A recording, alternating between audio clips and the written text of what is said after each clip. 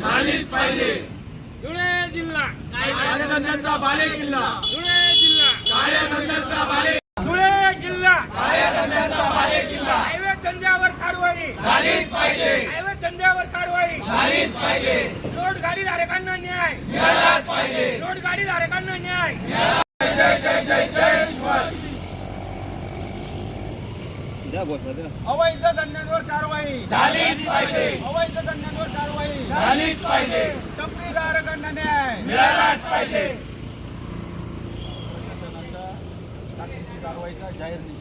शिवाजी जय भवानी जय शिवाजी. काळे धंदे करणाऱ्यांवर कारवाई झालीच पाहिजे. अवैध धंदे करणाऱ्यांवर कारवाई झालीच पाहिजे. टपरी धारकांना न्याय मिळालाच पाहिजे.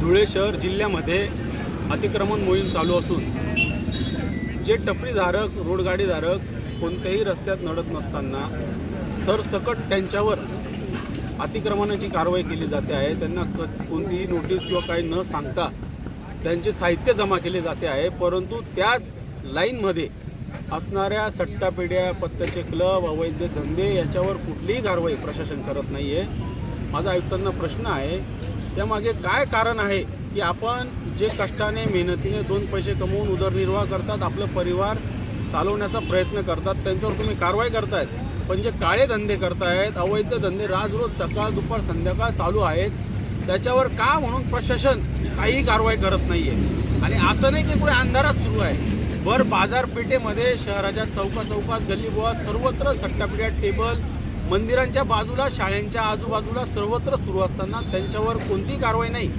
पण जे कष्टाने कमवत आहेत त्यांच्यावर सर्रासपणे दडपशाही करून कारवाई केली जाते आहे. ही कुठेतरी दुटप्पी भूमिका आहे, ती आम्हाला न पटलेली आहे.